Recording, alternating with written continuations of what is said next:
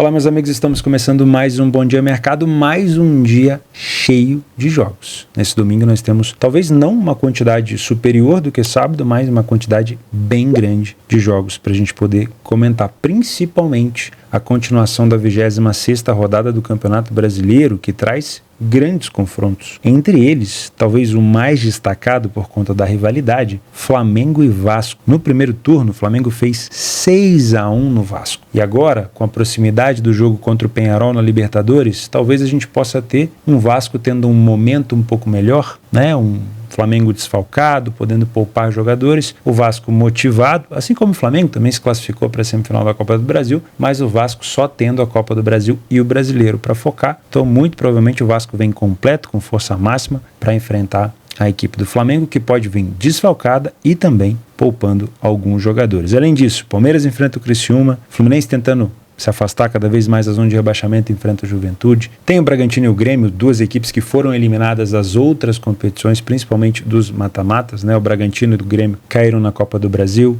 o Bragantino e o Grêmio também caíram no cenário sul-americano, o Grêmio caiu na Libertadores, o Bragantino caiu na Sul-Americana. O Bahia, que foi eliminado da Copa do Brasil pelo Flamengo, enfrenta o Galo, que passou na Copa do Brasil. O São Paulo, que foi eliminado pelo Galo na Copa do Brasil, enfrenta o Cruzeiro. Fora do Campeonato Brasileiro, temos bons jogos também na Europa. Eu separei alguns jogos para a gente trabalhar. A Inter de Milão enfrenta o Monza, que é um adversário chato fora de casa. O Napoli também enfrenta um adversário relativamente chato, que é o Cagliari, fora de casa. A Atalanta pega a Fiorentina. O Torino, que começou muito bem, enfrenta o Lecce. A Roma enfrenta uma pedreira, que é o Genoa. Temos o Campeonato Português, dois jogos muito bons de se acompanhar. Primeiro, Porto e Farense, e o segundo é o Derby do Minho, talvez uma das principais rivalidades de Portugal, talvez uma das melhores coisas que a Primeira Liga de Portugal pode oferecer para a gente, que é essa rivalidade absurda entre Braga e Vitória, às 16h30, horário do Brasil. Na La Liga, temos o Barcelona enfrentando a sensação da temporada passada, o Girona, e na Inglaterra, o Tottenham enfrenta o Arsenal no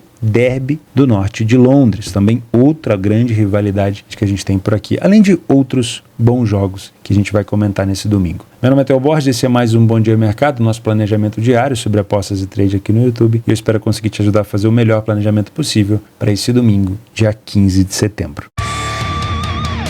Vamos começar o nosso planejamento na Europa. Primeiro, estou com uma iluminação um pouco fraca aqui no hotel. Já estou em Guarulhos, daqui a pouco, né? Amanhã tem um evento do BetMasters. Estarei por lá, se você estiver por lá. Tomaremos um café juntos. Vai ser um prazer encontrar você por lá. Então, a iluminação aqui não está muito boa, mas o áudio eu acredito que esteja bom e a gente vai conseguir desenvolver o nosso planejamento sem problema, tá? Vou começar na Itália. Eu tinha separado aqui o jogo do Barcelona, que o jogo do Barcelona vai começar por volta das 11h15, mas eu não posso deixar de falar primeiro desse jogo aqui. Quero levantar um alerta para você. O Genoa é um time muito chato. E a Roma ainda não se encontrou nesse início de competição. A Roma teve 3 jogos, 2 empates e 1 derrota. Então eu aconselho você a tomar um pouco de cuidado com esse favoritismo da Roma. Para mim é um favorito que pode se complicar por aqui. Não é um grande favoritismo, já é uma cotação um pouco mais alta, mas não é fácil enfrentar o Genoa. Nunca é fácil enfrentar o Genoa na sua casa. Então,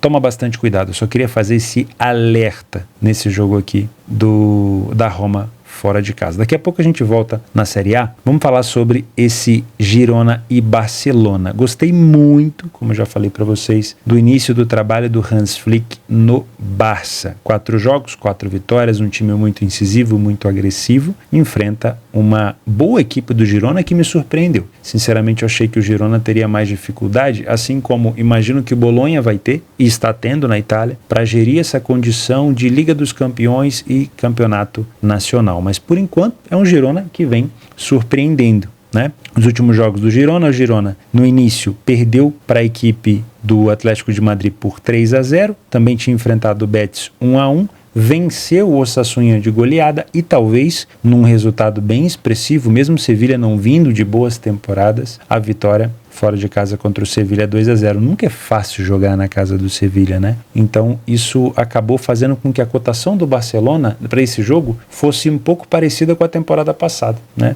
O Girona que teve uma temporada espetacular, com grandes jogadores que acabaram, obviamente, sendo vendidos, alguns deles, mas a cotação do Barcelona poderia ter vindo um pouco mais baixa, mas acabou subindo por conta desse bom início do Girona. O Girona tem 2 vitórias, um empate e uma derrota, e nos últimos jogos, principalmente na temporada passada, o Barcelona enfrentou o Girona dentro de casa e o jogo ficou 0-0, e depois o Barcelona enfrentou o Girona dentro de casa e tomou um cacete de 4-2. E depois perdeu novamente para o Girona por 4-2 no segundo turno. Então não foi um adversário fácil para a equipe do Barcelona enfrentar na temporada passada. Não estou dizendo aqui que é o mesmo Girona. Acredito que não seja, tá? E também não é o mesmo Barcelona. Não é de longe não é o mesmo Barcelona. Mas o que o Girona fez na temporada passada com o Barcelona sempre causa essa lembrança e vai causar por algum tempo.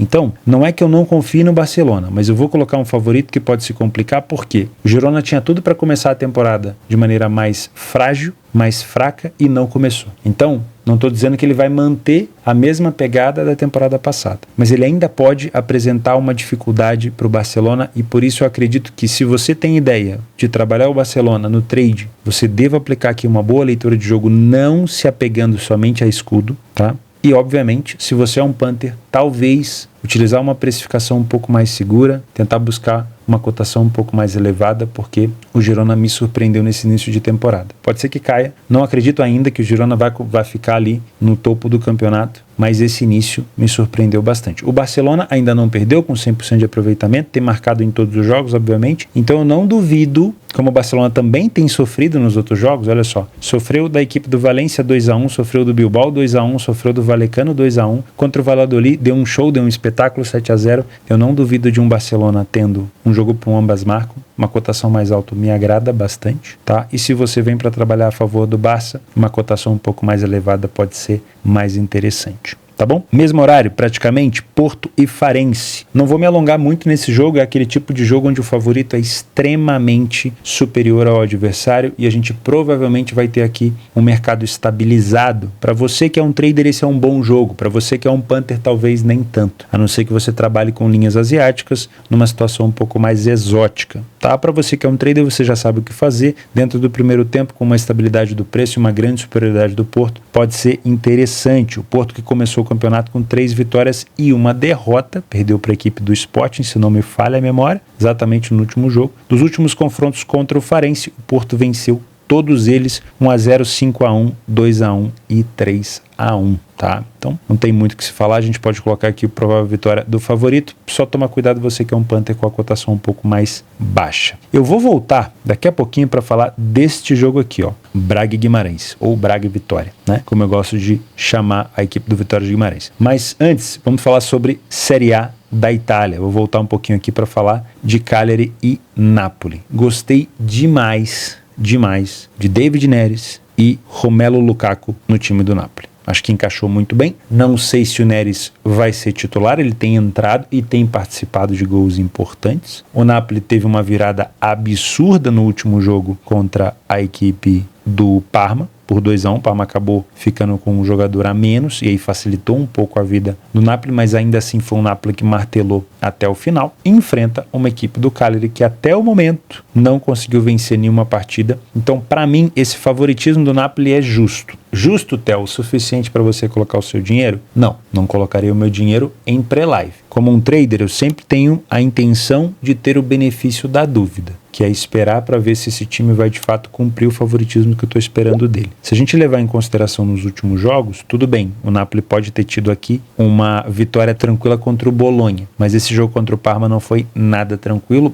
O Napoli também veio de uma derrota para o Verona, então esperaria um sinal, se você é um trader, para trabalhar contra o Cagliari. Talvez uma metodologia a favor do Napoli não entre tanto em cogitação para mim, porque o Napoli não vem subindo prateleiras de confiança no meu trabalho. É um time ainda que eu tenho colocado em dúvida, em xeque o tempo todo, mas eu gostei demais das contratações. Então é um time que tem produzido gols, que é um time mais ofensivo. Jogar contra o Cagliari não é fácil fora de casa, mas o Cagliari também não é um bicho papão. Só que nos últimos jogos, olha só, o Napoli, quando foi visitar o Cagliari, 2018, 1-0, em 2019, 1-0, em 2021, 4-1, em 2022, 1-1 e em 2024 1-1. Das duas últimas vezes, o Napoli não conseguiu vencer a equipe do Cagliari, mas também não perdeu. O Cagliari só conseguiu vencer o Napoli uma vez nesses últimos anos, na casa do Napoli em 2019. Então, é sim favorito, na minha opinião, mas para mim é um jogo mais para correção de preço. Não duvido também, devido a essa agressividade maior do Napoli, de um jogo para pelo menos 2 gols. Só que como essa cotação deve estar baixinha, né? Se você puder pegar ela com uma odd mais elevada, é mais interessante.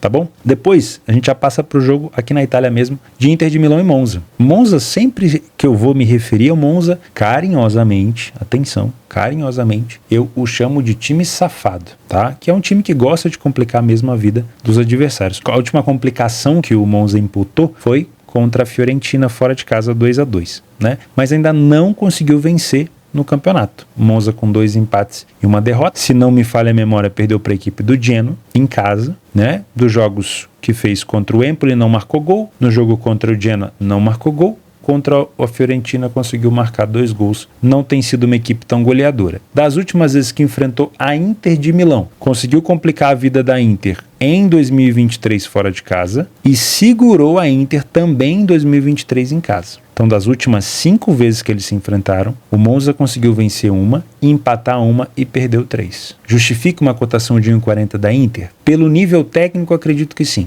Mas, de novo, se você é um punter aqui, muita cautela. Talvez uma cotação mais elevada seja um pouco mais indicado para você, se você tem a intenção de trabalhar a favor da Inter. Das últimas vezes que a Inter venceu o Monza, 2-0 e 5-1, ela cumpriu algum handicap, mas não, no 2-0 principalmente, não tão esticado, tá? Então, se você tem a ideia de pegar uma linha mais exótica, mais agressiva, já leva isso em consideração, tá bom? Para você que é um trader, eu gosto de pensar no cenário para trabalhar a favor do favorito, porque eu gostei muito do início da Inter, principalmente do Marcos Thuram, né? O Thuram tem feito gols atrás de gols, contra a Atalanta ia fazer um hat-trick se não fosse o gol contra, também tinha feito 2 gols contra a equipe do Genoa. Então, sinceramente, é uma Inter que começou muito bem, já está no topo da tabela, como acho que deve ficar até ali, pelo menos o final do campeonato. Não sei se a Inter vai ser campeã esse ano, mas é muito provável que brigue pelo título até o final, tá? Para mim, um jogo para trabalhar a favor do favorito. Não duvido,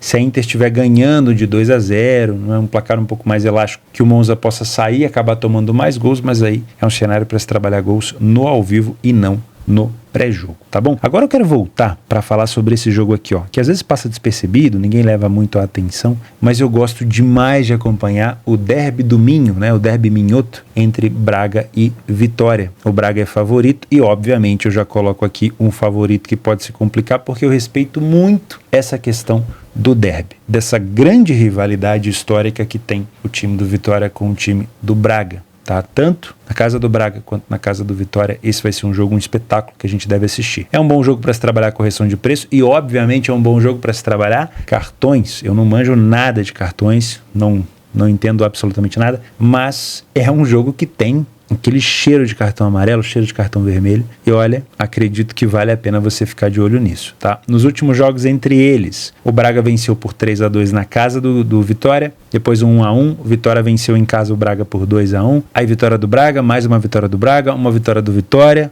um empate e assim vai. Uma rivalidade muito grande. Nos últimos jogos, o ambas marcam tem acontecido com frequência, 3-2, 2-1, 1-1, 3-2, o over 1,5 também, então, ó, over 1,5, 1,33, odd baixa, dá para pegar um pouco mais alta no live. O ambas marcam 1,95, não é ruim, dá para pegar uma cotação um pouco mais alta também, mas é um jogo muito legal de se assistir. Tá? Uma rivalidade muito, muito interessante. Fechou? Pra gente finalizar a Europa, eu deixei esse jogo aqui mais pro final, principalmente por conta da importância de liquidez que ele tem. Esse vai ser o jogo provavelmente com a maior liquidez do dia, é o derby do norte de Londres entre Tottenham e Arsenal, e esse jogo vai demandar muito a nossa atenção. Por quê? Porque é um jogo que tem uma rivalidade muito grande, com cotações praticamente parelhas, que podem, né, a superioridade pode mudar a qualquer momento, e obviamente o Tottenham que precisa engrenar no campeonato, que até o momento uma vitória apenas em 3 jogos, enfrentando uma equipe do Arsenal que já deu ali o primeiro vacilo, né? Pensando em título, pensando em briga, isso é sempre muito importante. E esse vacilo contra a equipe do Brighton pode vir a ser cobrado no futuro, né? A gente sabe como a Premier League é. O adversário do Arsenal, né?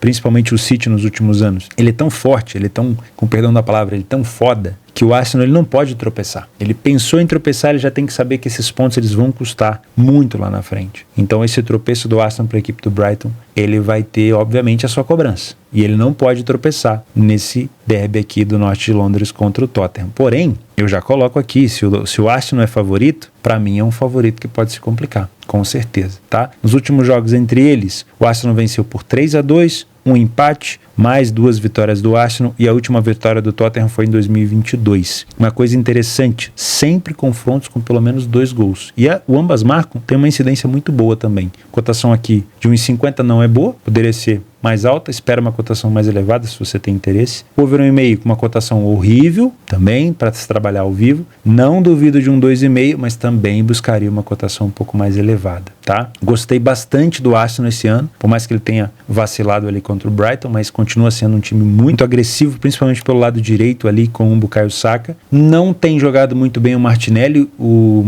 Trossard tem feito, né, o papel de substituto, que acaba, né, sendo um jogador hoje muito mais bem aproveitado. O Tottenham não começou tão mal a temporada, mas também não começou bem, né? Uma vitória só, ainda tentando encontrar um artilheiro, né? Depois que o Harry Kane saiu na temporada passada, o Heung-min-son foi esse jogador. O Richarlison ainda tem esses problemas de lesão. O Dominic Solanke, que foi a grande contratação, ainda não desencantou na equipe. Então o Arsenal de fato tem um pezinho na frente ali nesse jogo, mas ainda assim jogando na casa do Tottenham vai ser mais complexo. Então para mim, um jogo pra gente tomar muito cuidado, para se abraçar num punting, né? Se você é um punter, toma um pouco de cuidado. Para mim é um jogo mais para se trabalhar ao vivo, fechou? Vamos falar de Brasileirão, antes da gente colocar os nossos jogos complementares. Começar com Palmeiras e Criciúma, que a gente já pode utilizar o nosso PDF de apoio. Estou olhando para cá porque minha câmera está do lado de cá. O Palmeiras, meus amigos, depois de ter sido eliminado na Libertadores pelo Botafogo e na Copa do Brasil pelo Flamengo, duas equipes cariocas, o Palmeiras está em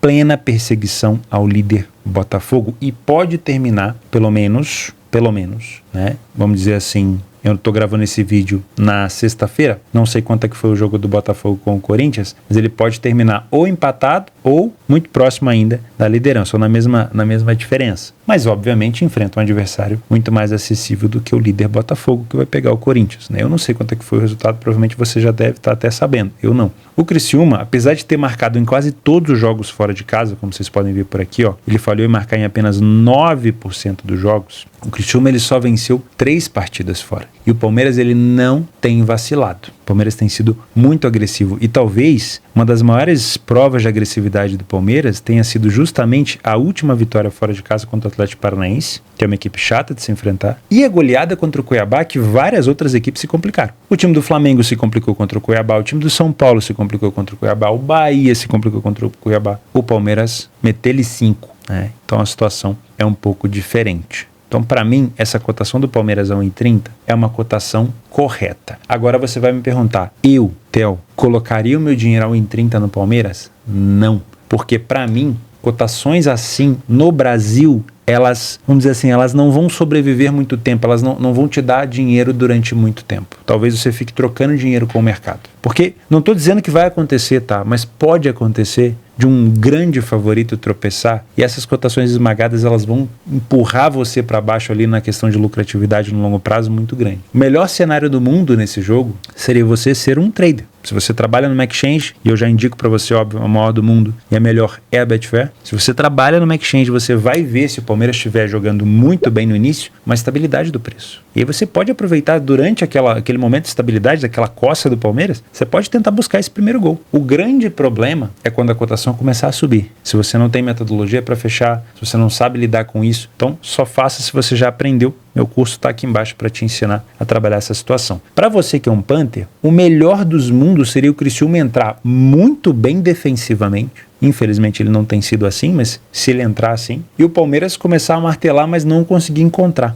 E aí você pode tentar buscar uma cotação mais elevada. Só que eu entendo, quem foi tentar fazer isso contra o Cuiabá, Palmeiras e Cuiabá, não deu nem tempo, né? Palmeiras simplesmente meteu 5 no Cuiabá. Mas nem sempre isso vai se repetir, ok? Então toma um pouco de cuidado com essa cotação esmagada. Eu particularmente não coloco meu dinheiro nesse tipo de cotação para deixar correr até o final. Se você quiser, por sua conta e risco. Acredito numa vitória do Palmeiras? Sim.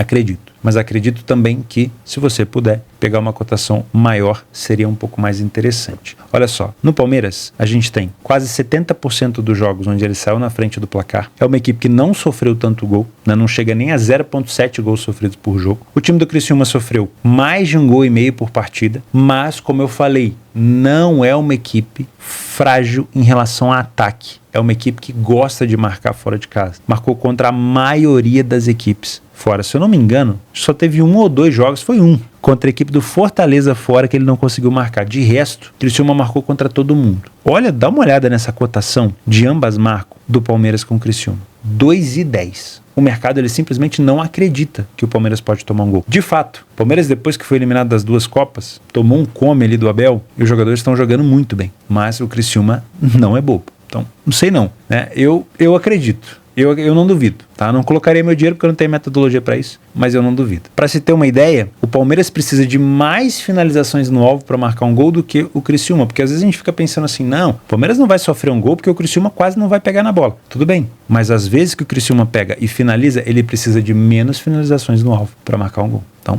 toma um pouco de cuidado. Quem sabe não seja uma oportunidade. O Criciúma sai na frente, o Palmeiras pode buscar a virada, você pode buscar uma cotação um pouco mais elevada. Melhor momento do Palmeiras face ao Criciúma é no segundo tempo, onde o Palmeiras tem muito mais vitórias, bem menos derrotas, bem mais gols marcados e bem menos gols sofridos. 85% dos jogos do Palmeiras e 91% dos jogos do Criciúma, o over 1,5 aconteceu. E eu não duvido também do 2,5, tá? O over 1,5 tá 1,22, pegaria uma cotação mais elevada. E o 2,5 a 1,73 também, se fosse para trabalhar gols, uma cotação mais elevada. O melhor cenário para gols aqui seria o Palmeiras com 2-0 no placar, Criciúma saindo para tentar buscar alguma coisa fora de casa e o Palmeiras buscando o contra-ataque, tá? Esse seria um cenário muito interessante. Juventude e Fluminense, jogo parelho, não dá para tirar muito daqui, né? Vamos tentar buscar alguma informação aqui no PDF de apoio. Juventude, dentro de casa, vinha numa fase muito boa, agora deu uma caída, já são em 5 jogos somente uma vitória, realmente é uma queda vertiginosa. A Juventude acabou de ser eliminado na Copa do Brasil para o Corinthians, tudo bem, chegou longe, vai colocar uma grana boa no bolso, mas foi eliminado pelo Corinthians. O Fluminense, nos últimos 5 jogos, ao contrário do Juventude, só perdeu uma partida, então ele vem no momento de ascensão, teve a classificação na Libertadores contra o Grêmio como um dos melhores momentos,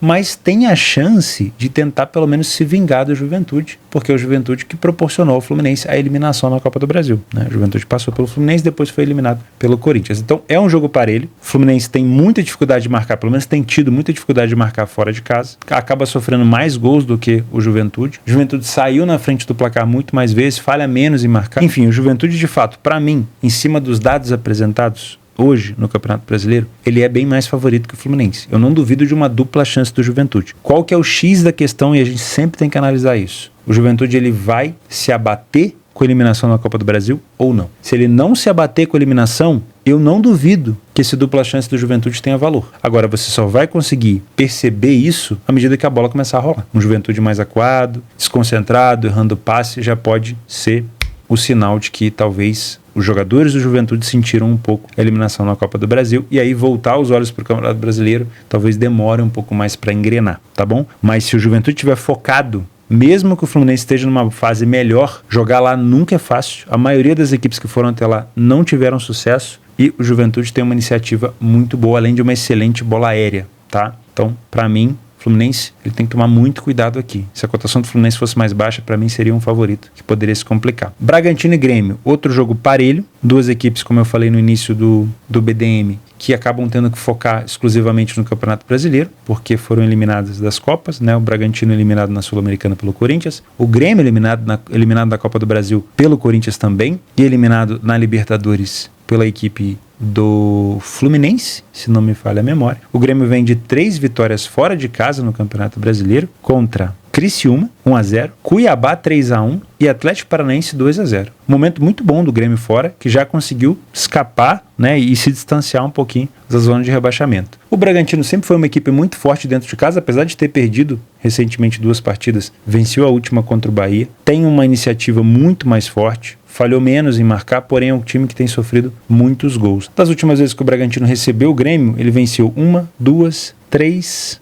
venceu as últimas 3 vezes que se enfrentaram quando o Grêmio visitou o Bragantino, né? O Grêmio não teve vitória contra o Bragantino em São Paulo. Então, sinceramente, é um adversário bem complexo para o Grêmio aqui. Não acho que essa cotação do Bragantino seja errada, mas eu gosto muito de pensar num jogo para gols, porque o Grêmio vem marcando com frequência, vem ganhando seus jogos, já são 4 jogos sem perder, e a equipe do Bragantino vem sofrendo com frequência. Mesmo quando vence, acaba sofrendo seus gols. Não duvido de um ambas também, tá? Um jogo de 1,95 para ambas marcam, para mim, é um cenário bem interessante. Afinal de contas, são duas equipes que estão sendo cobradas pelo fato de ter sido eliminado nas Copas e só ter o Campeonato Brasileiro para se focar. Bahia e Atlético Mineiro. Favoritismo do Bahia, para mim, ele é justo. O Bahia não joga mal, já elogiei muito o Bahia por aqui. O que me preocupa é o abalo emocional depois de uma eliminação na Copa do Brasil, coisa que não aconteceu com o Galo. O Galo vem motivado. O grande problema, o grande X da questão aqui, é que o Galo tem um confronto contra o Fluminense na Libertadores no dia 18 e muito provavelmente vai poupar jogadores contra o Bahia. Não faria sentido o Galo levar o time completo para enfrentar o Bahia, tendo um confronto contra o Fluminense 3 dias depois. Então, para mim, sim, o Bahia é favorito aqui e tem, claro, se quiser continuar brigando lá em cima, a obrigação de sair com uma vitória. Eu acho que é um bom jogo para a gente pensar aqui numa correção de preço, alguma coisa contra o Galo, na hora que você perceber ali que é uma equipe que está um pouco mais distraída, que o Bahia pegou no jogo, obviamente vai ter cobrança por parte da torcida do Bahia por essa eliminação contra o Flamengo, principalmente do jeito que foi lá no Maracanã. O Bahia jogou muito mal, o Flamengo, na verdade o Flamengo jogou muito bem, né? Mas o Bahia foi engolido. De novo o Rogério Ceni perdendo e mais uma vez o Bahia não conseguindo quebrar esse tabu contra o Flamengo. Então é um Bahia que vai ser cobrado e vai enfrentar um Galo que tem o foco total no jogo da Libertadores. Tá bom? Cruzeiro e São Paulo. O São Paulo também tem um compromisso na Libertadores contra o Botafogo no dia 18, mais uma equipe que provavelmente não vai estar tão focada. O benefício para o São Paulo foi que ele não vai precisar viajar, né? Ele enfrentou o Galo em Minas, vai continuar ali para enfrentar o Cruzeiro. O Cruzeiro é um mandante muito chato, muito difícil de se enfrentar. O São Paulo não joga bem fora de casa, só a gente vê aqui nos números, não é difícil de saber isso, né? Olha só, São Paulo teve 3 vitórias apenas fora de casa, vem de 3 derrotas consecutivas e já tem 5 jogos sem vitória fora de casa. O Cruzeiro, apesar de ter perdido uma nos últimos jogos dentro de casa, nos últimos 8 jogos teve 5 vitórias e 2 empates. É uma equipe que sai muito na frente do placar, sofre poucos gols e tem um dos melhores ataques da competição. Então, para mim, essa cotação do Cruzeiro, ela é justa, assim como a do Bahia também, contra o Galo, porque o São Paulo foi eliminado da Copa do Brasil, beleza, ele vai ser cobrado, ele tem que dar uma resposta, mas talvez focar demais no Campeonato Brasileiro nesse momento e não poupar ninguém possa custar um pouco mais caro contra o Botafogo, né? E aí, entre Libertadores e Brasileirão, na maioria das vezes os times preferem focar na Libertadores. Então, para mim, o Cruzeiro, ele tem sim o favoritismo. O Cruzeiro também está classificado, enfrenta o Libertad, porém tem um dia a mais de descanso. E acredito que o Cruzeiro deva estar mais focado no Campeonato Brasileiro, tá?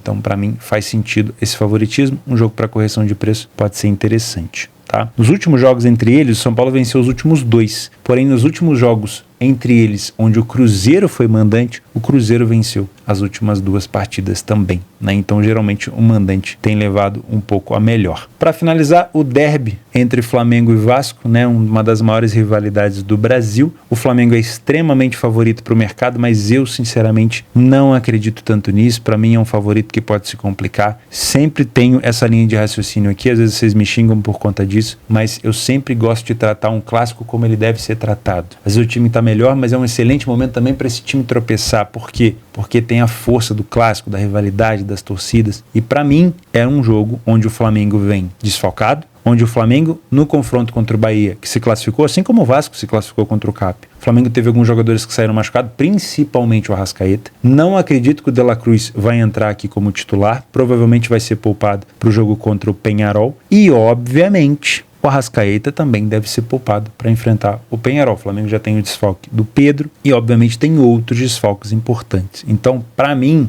o Vasco hoje ele vem mais focado. O Vasco só está na Copa do Brasil e no Brasileirão, não joga Libertadores. Então, muito provavelmente, focado nessa competição e engasgado com o Flamengo por conta do resultado no primeiro turno, o Vasco pode tentar fazer sim a vida do Flamengo aqui um pouco mais difícil e pode complicar essa cotação do Flamengo tão baixa. Se você tem a intenção de trabalhar a favor do Flamengo, que eu não te aconselho com essa cotação baixa, por sua conta e risco. Se você puder buscar uma cotação mais elevada, eu acho excelente, mas ainda acho perigoso trabalhar a favor do Flamengo por aqui. Para mim é um jogo para correção de preço, né? Se você quiser trabalhar no trade. Não duvido de pelo menos 2 gols e não duvido de um ambas marcam, tá? Sinceramente, acho que um jogo interessante para isso. Das últimas vezes, óbvio, teve um 6-1 do Flamengo aqui, isso não vai ser apagado tão cedo. O Vasco tá engasgado com isso. A torcida do Flamengo, obviamente, vai pegar no pé da torcida do Vasco por conta disso, mas o momento do Flamengo é mais tenso. Que o Flamengo tem a Libertadores, tem a Copa do Brasil, são 3 competições para se focar. O elenco, apesar de ser milionário, tá enxuto, tá cheio de lesão e o Vasco pode tentar se aproveitar. Então toma bastante cuidado, porque o Vasco pode surpreender por aqui. Nas opções de jogos complementares, eu vou deixar aqui embaixo linkado no Radar Esportivo as opções de jogos complementares que eu selecionei para a gente também não perder